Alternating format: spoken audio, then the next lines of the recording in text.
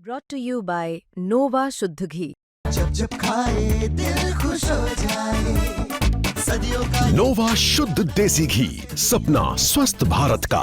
I love घी घी घी घी घी। काला कानून वापस हो, वापस हो, वापस हो।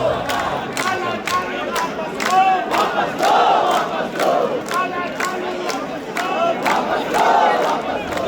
एकता जिंदाबाद, जिंदाबाद, जिंदाबाद। काला कानून वापस हो, वापस हो, वापस हो। इतने साल नौकरी करने के बाद अचानक से हमसे ये थोपा जा रहा है, दूसरे विभागों में किसी विभाग में नहीं है।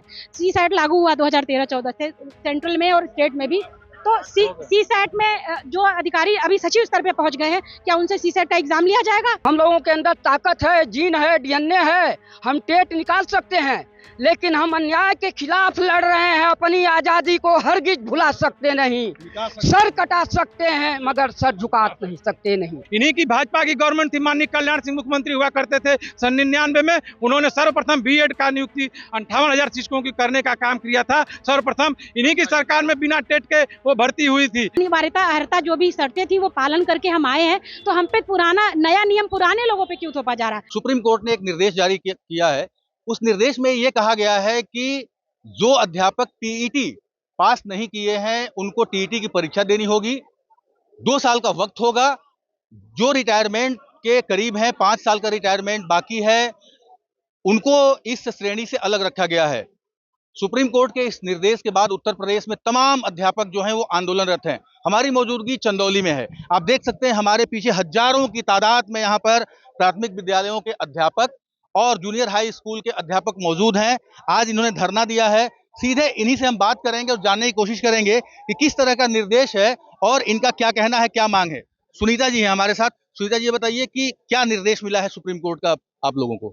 1 सितंबर को एक डिसीजन आया है जो सभी ग्रुपों में वायरल हुआ है कि अगले आने वाले 2 वर्षों के अंदर अगर टेट परीक्षा पास नहीं किया गया तो वो चाहे किसी भी बैच के हों, 11 से पहले वाले, उनको नौकरी से निकाल दिया जाएगा। तो इसमें ऐतराज क्या है और दिक्कत कहाँ आ रही है?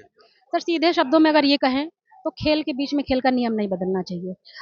पूरे समाज जानता है कि बेसिक शिक्षा परिषद के अध्यापक शुरुआत में 8वीं पास बीटीसी हुआ करते थे, फिर ये इंटर के बाद हो गया, फिर बीए बीटीसी हो गया, उसके बाद 99 में पहला बैच विशिष्ट बीटीसी का आया, फिर टेट आया, सुपर टेट आया, बहुत सारे। तो जो नॉर्म्स जब आते गए उस हिसाब से सिलेक्शन हुआ और उस हिसाब से पार करके लोग नौकरी पाए हैं।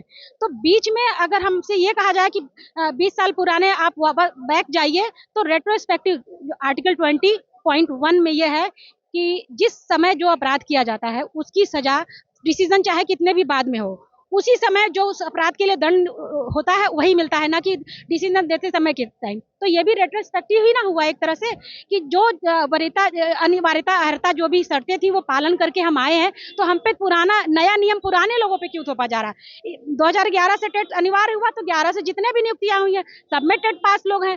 अब अगर इसको इस तरह कहा जाए तो आर्टिकल 14 के हिसाब से समता का अधिकार नहीं है इसमें। जिनकी नौकरी 5 साल छूट रह रही है उनको छूट दे दिया गया है अगर 5 साल बचा है, तो हमारे समता तो हुआ नहीं इसमें। दूसरा ये हुआ कि इतने साल नौकरी करने के बाद अचानक से हमसे ये थोपा जा रहा है, दूसरे विभागों में किसी विभाग में नहीं है। सी सैट लागू हुआ 2013-14 से सेंट्रल में और स्टेट में भी, तो सी सैट में जो अधिकारी अभी सचिव स्तर पे पहुंच गए हैं, क्या उनसे सी सैट का एग्जाम लिया जाएगा? AIPMT CPMT हुआ करता था पहले, तो जो डॉक्टर आज CMO MO बन करके बैठे हैं, क्या वो नीट PG नीट UG दे करके आएंगे फिर से? तो जब नियम लागू होता है उसके बाद से उसका पालन होता है, ना कि बैक डेट में। हाँ ठीक है, लेकिन उसके बाद आप ये कहें कि आपको नौकरी से निकाल दिया जाएगा, तो हम सरकार से आपके चैनल के माध्यम से ये गुजारिश करना चाहेंगे कि मानवीय और संवेदनशील पक्षों को ध्यान में रखते हुए, लोकतंत्र है, ये जनता की चुनी हुई सरकार है, आप इसको संवेदनशील मुद्दा समझिए और इसको आप अपने हिसाब से हैंडल करिए, क्योंकि हमारे शिक्षक भाई मिडिल एज में आकर के 50-55 की एज में आकर के परीक्षा नहीं दे पाएंगे इस तरह का प्रेशर। और पिछले दिनों 4 अध्यापक लोग, 3 हार्ट अटैक से और 1 सुसाइड करके टेट परीक्षा के दबाव में, मानसिक दबाव में अपनी जान दे चुके हैं। और ये सिलसिला आगे ना बढ़ता जाए, क्रम आगे ना बढ़ता जाए।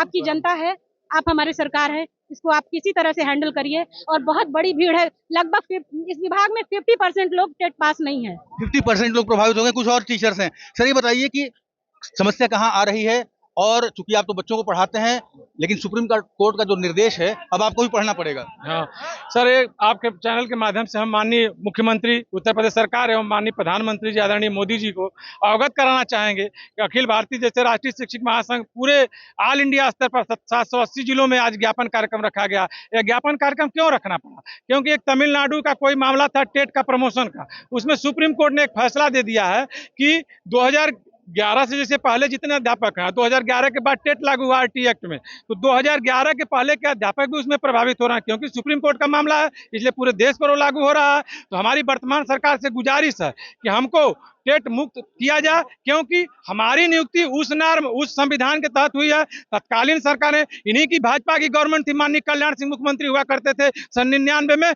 उन्होंने सर्वप्रथम बीएड का नियुक्ति 58,000 शिक्षकों की करने का काम किया था। सर्वप्रथम इन्हीं की सरकार में बिना टेट के वो भर्ती हुई थी, तो विशिष्ट बीटीसी का नाम दिया गया था। उस समय 2011 के पहले टेट का कहीं नामो निशान, उसका चिन्ह नहीं था। आज जब सुप्रीम कोर्ट करा तो हमारी सरकार से गुजारिश है कि टेट का नॉर्म्स या तो रिव्यू में जाकर उत्तर प्रदेश सरकार या केंद्र सरकार जाकर खत्म कराए, या तो संविधान में, लोकसभा में, कैबिनेट में पास करा के हम शिक्षकों कर्मचारियों का कल्याण करें, क्योंकि 2 लाख शिक्षक यूपी के, केंद्र के 20 लाख शिक्षक रोड पर, सड़क पर आ गए हैं। इनके परिवार का भरण पोषण की जिम्मेदारी कौन लेता है? और माननीय मुख्यमंत्री जी से कहना चाहेंगे, अभी हाल ही में इन्होंने कैशलेस चिकित्सा का ऐलान किया था, जो कि कैशलेस चिकित्सा तभी ना हमको प्रभावी होगी जब हम जिंदा रहेंगे, हमारी नौकरी जिंदा रहेगी। उस कैशलेस चिकित्सा का क्या मतलब जब हमारी नौकरी खतरे में है? हमको 2 साल के बाद सेवा समाप्त कर नोटिस देने के लिए बात हो रही है सुप्रीम कोर्ट द्वारा। सुप्रीम कोर्ट द्वारा जो नोटिस दी जाएगी उसमें दो साल का वक्त दिया गया है टीईटी करने के लिए।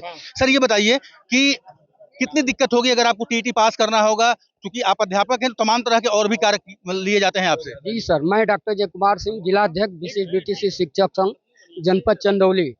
1 सितंबर 2025 को माननीय उच्चतम न्यायालय द्वारा जो फैसला आया वो न्याय संगत नहीं है, क्योंकि 2011 से पहले जितने भी शिक्षक के रूप में तैनात हैं उनकी सारी योग्यता पूर्ण हुई है। हाई स्कूल, इंटर, बीए विशिष्ट बीटीसी के तहत हुए हैं।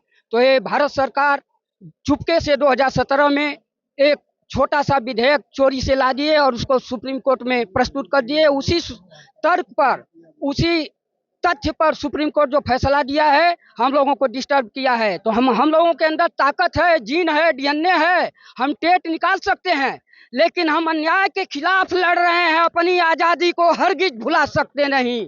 सर कटा सकते हैं मगर सर झुका नहीं सकते नहीं। ये देखा जा सकता है तमाम आंदोलनरत अध्यापक हैं, कुछ और लोग हैं, बात करते हैं। आप जरा आ जाइएगा। सर क्या नाम है आपका? आनंद कुमार पांडे, जिलाध्यक्ष उत्तर प्रदेशी जूनियर हाई स्कूल शिक्षक संघ। ये बताइए कि इसमें तो जूनियर हाई स्कूल के अध्यापक आप लोग हैं, तो आप भी प्रभावित हो रहे हैं जी। तो किस तरह की दिक्कतें आएंगी और क्या मांग है?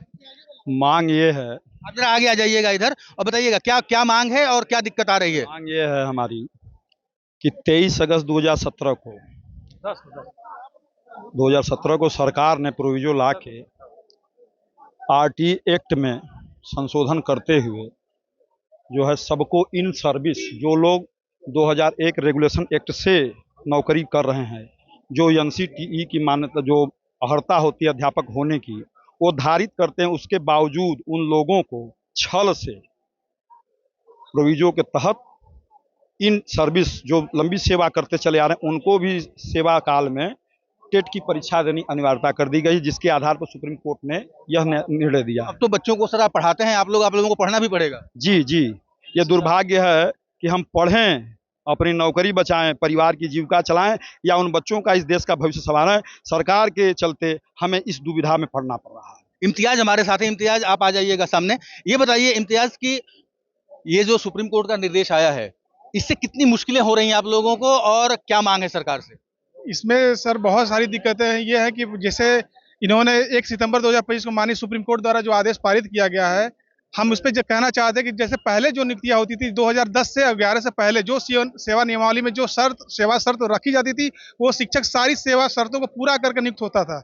लेकिन आज टेट इन्होंने एक शिक्षा मतलब एक उसका अधिकार मान लिया, उसको मानक मान लिया, किसी के आधार पर ही हमको आपका चयन होना है, बाकी कुछ नहीं। लेकिन जब जो उससे पहले हमने जिस अधिकार से, जिस सेवा शर्तों को पूरा करके, जिस अर्हताओं को पूरा करके हम चयन हुए हैं, क्या वो सारी चीजें गलत थी? हमारी 15 साल की सर्विस क्या ये गलत थी? क्या हमारा 15 साल 20 साल अपने बच्चों को पढ़ाना गलत था? ये कहीं ना कहीं सरकार हम और मामला चूंकि तमिलनाडु सरकार का एक अल्पसंख्यक मामले का चल रहा था, जिसमें हमारी बात भी नहीं रखी गई थी और हमारे बिना पक्ष को सुने हुए हम बेसिक के कोई टीचर का वकील वहां नहीं था, सिर्फ सरकारी वकील थे, हमारी बात को बिना सुने हुए ये फैसला दे दिया गया है जो कहीं से न्यायोचित नहीं है। आज आप लोग धरना दे रहे हैं, पत्रक देंगे, अगला कदम क्या होगा? ये धरना नहीं है, ये आप देखिए, ये सिर्फ ज्ञापन कार्यक्रम है और ज्ञापन कार्यक्रमों का समूह आप देख रहे हैं। सोचिए जिस दिन अध्यापक धरना देंगे उस दिन स्थिति क्या होगी। अभी अखिल भारतीय राष्ट्रीय शैक्षिक महासंघ के नेतृत्व में पूरे देश के 780 जनपद में ये कार्यक्रम हो जा रहा है। अगर सरकार इस पर नहीं मानी, हमारे लिए कोई कानून नहीं बनाती है, संशोधन नहीं करती है, रिव्यू में नहीं जाती सुप्रीम कोर्ट में, तो संगठन के नेतृत्व में हम संसद से सड़क तक कूदने का कार्य करेंगे। निश्चित रूप से आप देख सकते हैं कि तमाम जो अध्यापक हैं वो आंदोलित हैं और इनका कहना है कि अगर इनकी मांगे पूरी नहीं हुई तो ये आगे भी एक बड़ा आंदोलन करने के लिए बाध्य होंगे। उदय गुप्ता, चंदौली, यूपी तक।